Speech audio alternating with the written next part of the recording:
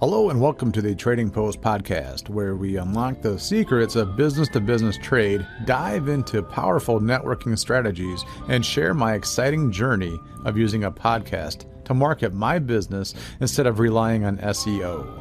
I'm your host, Trader Stu. Hello and welcome back to the Trading Post podcast. I am your host, Trader Stu. Of course, this episode is sponsored by Metro Trading Association and the Michigan Renaissance Festival, coming soon, next month, actually, August. I'm excited. Be sure to check that out. I want to get right into it today and talk about a couple of things about blending trade and cash. And the reason why I say that, I just happen to have signed up my two last members or potential members or future members that I signed up because they're not officially in the system yet. Just say it like that. Anyway, they're new up and coming members. And one of them is the Birch Run Speedway. Of course, it's kind of like if you're around the neighborhood that I'm in, we called it Dixie Motor Speedway. As a matter of fact, I think their caller ID still says that when they call in. That's just what I grew up with. They're the figure eight bus track in Birch Run, where it's always fun to see them, intersect and smash in the middle. And it's kind of like a derby. And then, of course, if you're in the area, it's always like Pine Knob. They called it DTE Energy Theater or something like that for a while because DTE bought it. But everyone, the old school folks, just called it Pine Knob and could never convert and acclimate over to DTE. So to me, if I say Dixie Motor Speedway, I'm talking about Birch Run Speedway. They just, I think, got new owners or something like that and changed the name. And then I also signed up a Salon. So I want to use both of these as an example of how you can leverage trade or barter credits for additional cash. Now, I found both of these establishments on a platform called Seize the Deal.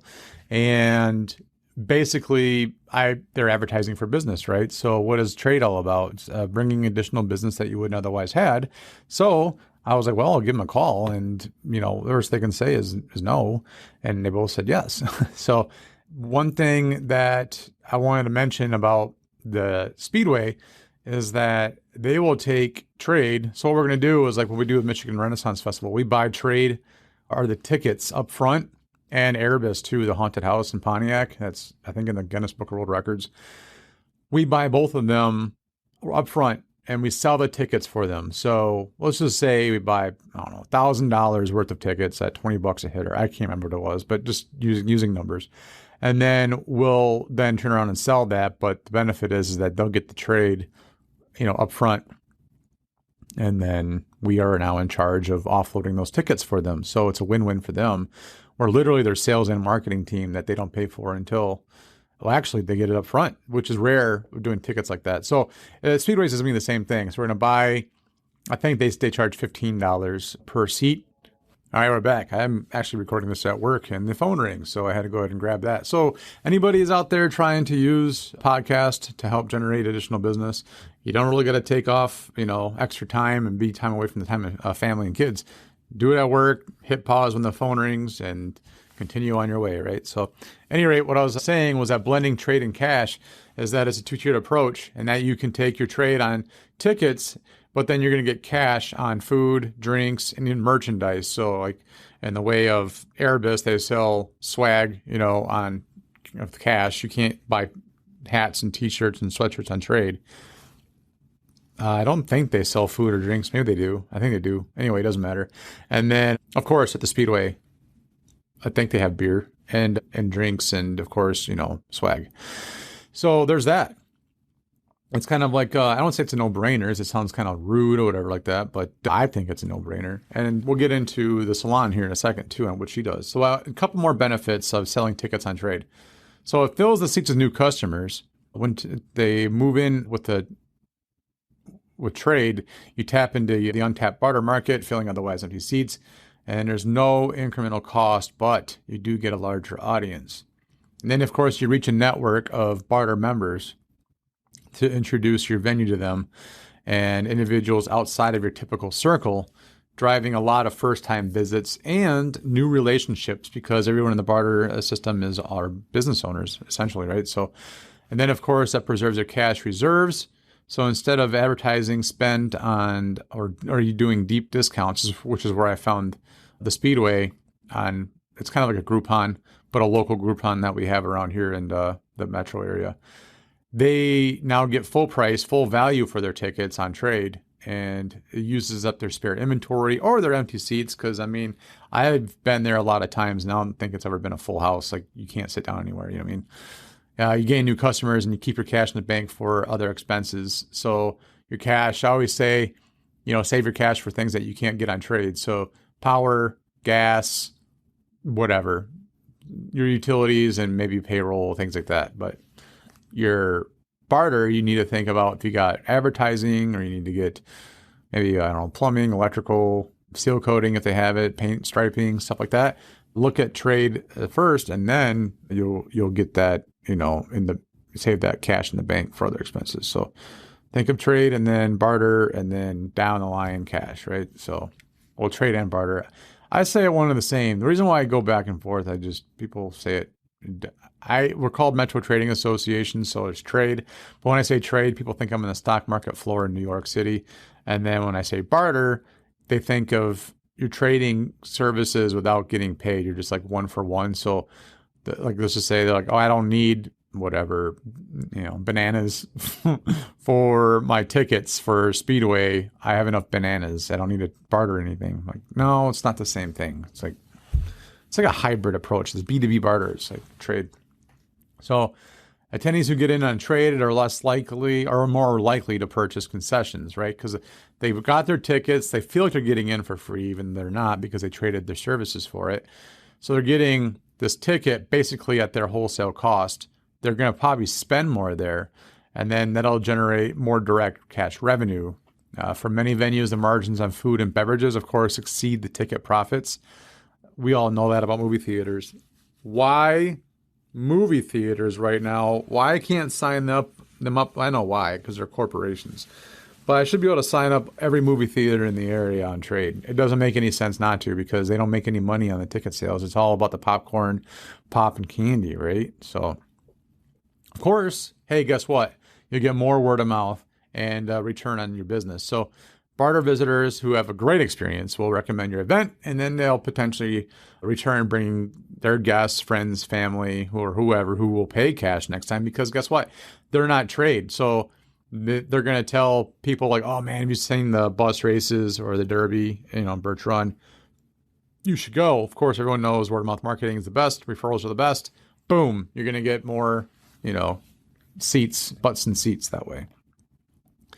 So it's a win-win for cash flow. There's no risk of cannibalizing your core revenue by segmenting which products are sold via trade. You protect your core business cash assets while leveraging your spare capacity for marketing and reach. Like I said, the best way to use your trade dollars for these guys, I think, is going to be for more marketing. Turn trade into cash indirectly, even though your tickets are fulfilled in trade. Every attendee becomes a cash customer once they're in the venue. Like I said, there's your concessions. And then I think the drivers, the pit crew also sell things too, to help fund things. But then you get the networking effect, which barter guests often, they're business owners, right? Like I said, they're professionals. Prime candidates for group booking, sponsorships, and future cash deals, because I thought about that too. If we can get them to accept some trade dollars for banner advertisements out in the circle, like out in the racetrack, or even maybe sponsorships. I'm not sure how that whole gig works, but like, it's funny, a funeral home I know is one of the sponsors there. I'm like, it just seems, it seems like a bad karma, like having a funeral home, sponsor a high risk sport. To me, that'd be like, instead of Red Bull sponsoring all these skydiving things or, these high risk adventures, it's like, here's a funeral home. It's a genius idea. But anyway, what else? Here's some pro tips for venues or in the event planners if you're listening. Set trade ticket limits, get the cap number of tickets available via barter to prevent diluting your regular audience and keep events feeling exclusive. So, obviously they're going to sell me so many dozens or hundreds of tickets per season, I imagine, and we'll go from there. You promote your concession specials. So you encourage your higher cash spend at concessions with exclusive deals, combo offers, or a trade night special. That's a good idea. And then track and upsell barter attendees. Collect your email info when they redeem their tickets. That'll encourage the repeat visits and cash-only incentives. And then clear staff instructions. Each staff should know which one's barter and cash, but they don't got to worry about that because the salon owner is the owner, and then the trade, everyone at the track isn't going to have to know the difference between barter versus cash.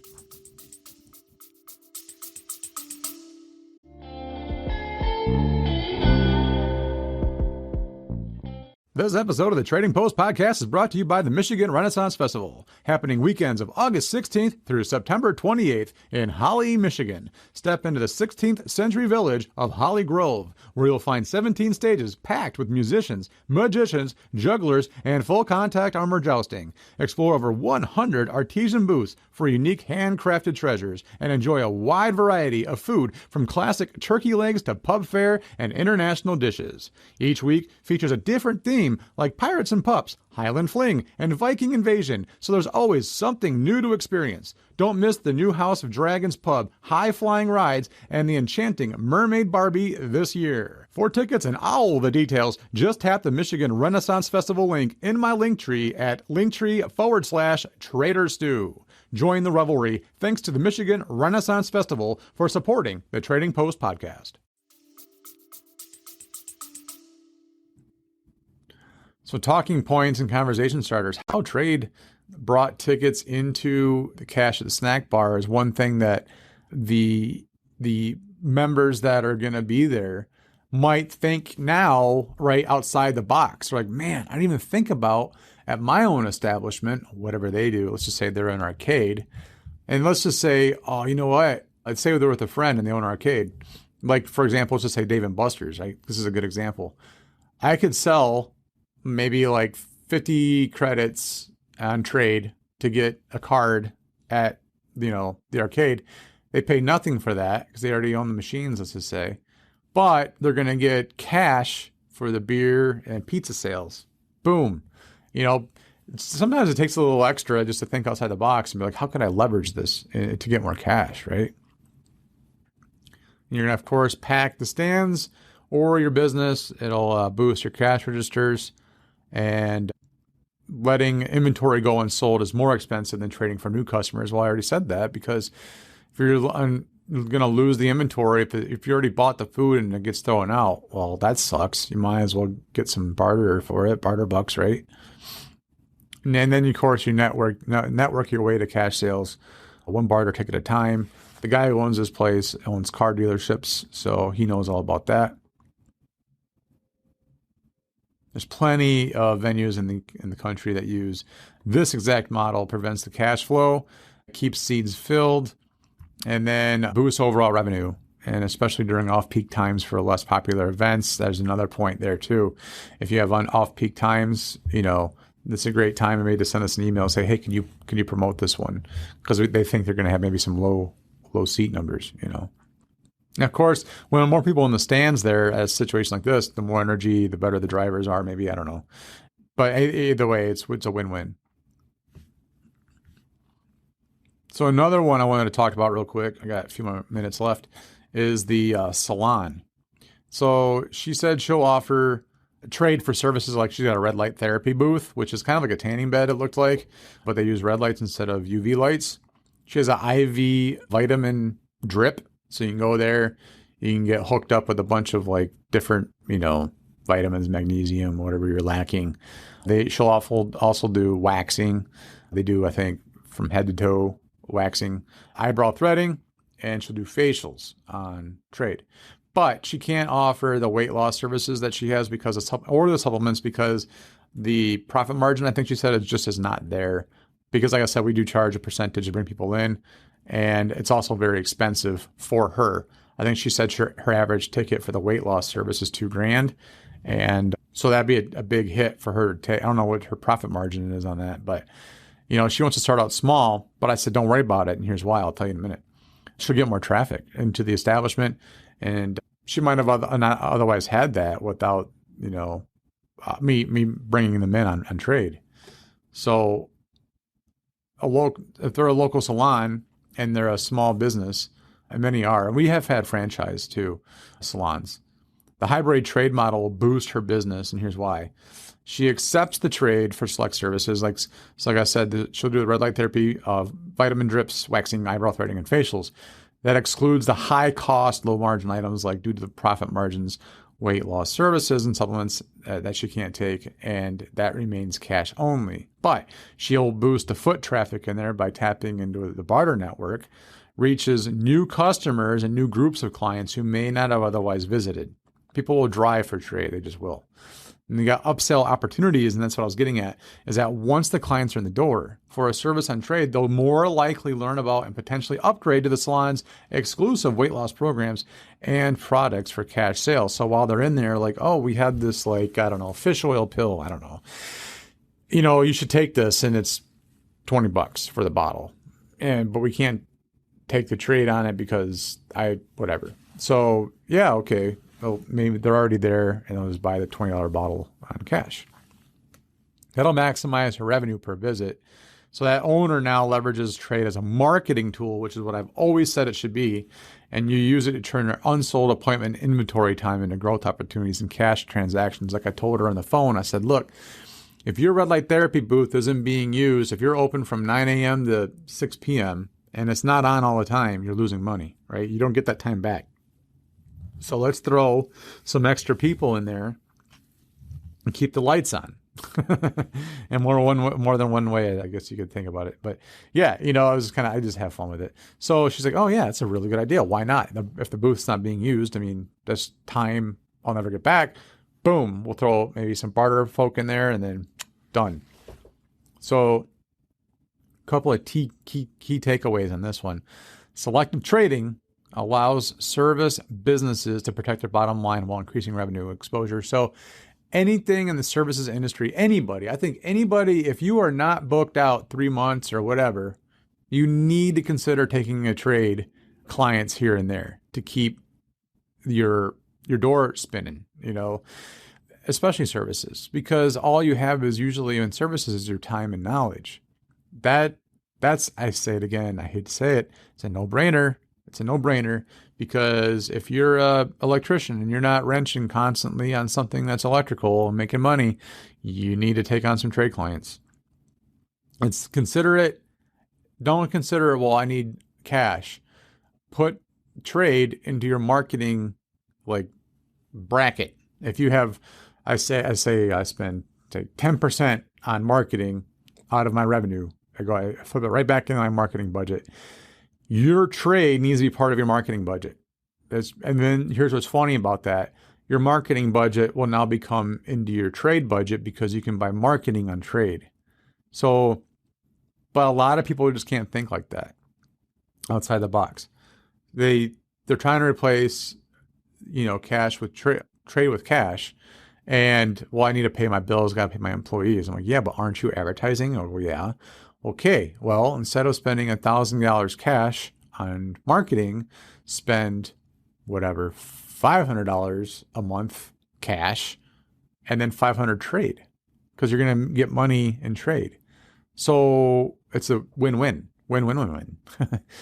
Also, one thing to think about is that trade clients become loyal cash customers, and that's because with the right upsell strategies, it's a stronger in-person experience than seeing it online. And you got to think about that too. Trade clients also will kind of automatically become loyal customers because the way trade associations work is that they only allow so many types of one kind of business in a certain area. At least they should, unless it's restaurants. Well, I don't know, maybe even accept restaurants, because if you got 2 taco joints, I probably wouldn't want to do that if they're across the street from each other or neighbors. You know what I mean? So I'd give whoever signs up first, boom. And then if they ever say, I'm too busy, I can't take any more trade, I'm like, okay, well, I'll sign up your neighbor. And then boom, now that's how you get 2 taco places in the same area or whatever. That's an example. But generally, business owners of restaurants will refer the other business owners that they know, friends or whatever, or networking partners, because they don't sell the same thing. Like I just had one of our clients refer another client, but one guy is a bar who has arcade games, and it's called One Eye Jacks. And what do you call it? Not horseshoes, but bean bags, cornhole. He's at cornhole tournaments. And I said, hey, would you recommend, if I had this guy call you from Rosita's Treats, who does like empanadas and he's got oxtails and Plantains, dude. Oh, the plantains are awesome there. If you ever go there, so I think it's on Van Dyke and 23 Mile or something like that, off the top of my head. You need to get the plantains. Oh my God. Awesome to die for. So that's why I signed him up, actually, because I found out he had plantains. Like, you got to sign up, dude. You just do, because you have plantains, and I want plantains on trade. He's like, okay. And then actually what's awesome is that he immediately took me to his neighbor, who happens to be a taco joint. I say taco, Mexican joint, Mexican restaurant. And he said, hey, man, you got to sign up for this. This is a great idea. And the guy was like, literally, I interrupted him in the middle of construction. So he's like, yep, sounds good. Like, I'll be with you. Like, get a hold of me in a couple more months, because I just can't right now. I'm still setting up. My shelves are empty. I've got no customers yet. And, I need to get some money first. I'm like, I'll get it. So actually, oh my God, I forgot to follow up with that guy. I forgot to follow up with Rosita's neighbor. Okay. Anyway, so this is why you talk out loud sometimes, because I get so busy with everything. I'm like, oh, whoops, I didn't get back with that guy. So I think it's been long enough. He should be open. He should be getting business in the door anyway. So we'll see. What else can we talk about here? This model can be adopted for a lot of different kinds of different businesses. Focus on what you can offer on trade to drive the interest, and then keep up your high margin inventory, sensitive offerings that are a cash exclusive. So a lot of things have low markups, right? But you get what's called, loss leaders. So like, for example, Costco, their loss leader is chickens. Those rotisserie chickens, they should just take those on trade and then bring people in the door. And I know I can't get Costco on trade. That'd be a dream come true. Holy crap, that'd be awesome. But, and what else? Oh, my grandpa owned a drugstore. His milk was, I think, a loss leader. He said when he had sold gallons of milk, I think he said it either broke even or came out slightly negative to beat everybody else in town. But that brought people in the door to buy their milk there, to grab maybe a few other things while they're there. He also had a restaurant in there. He also, of course, was a pharmacy. So, it was a really nice drugstore. Way cooler than like CVS or, all those guys are out of business. And sadly enough, they came in, put them out of business, bought the drugstore, then turned it into a parking lot. They leveled it, put up a brand new building down the road, and now that one's empty because they're out of business. Crime shame. Anyway, that's why you diversify portfolios. You got big players, and then I digress. Anyway. So I hope you enjoyed that. There's some examples on how trading associations empower members to grow smartly, using flexibility and creativity to do that for you. And, like I said, think outside the box. You're thinking of trade. What can I offer on trade, and what can I maybe hold for cash? Let me use trade to bring people in the door and use it for marketing. And then that way you get more, because you don't forget, we do a lot of advertising for members before they even pay us. We do the text blast, the email blast. We got brokers that make phone calls for all our new members. We'll go around and once a week we call, we try and hit everybody, and or do emails or texting, because, everyone's so busy because they don't have the employees anymore. But they'll say, hey, did you hear we got the, Dixie, or not Dixie. See, I did it. Birch Run Motor Speedway. They're taking trade for tickets. Would you like some for this weekend? They have Mechanical Mayhem 2 or something like that is coming out this week. And I'm pretty sure that sounds like we call it the Destruction Derby, or I think it's a Destruction Derby. I think it doesn't matter.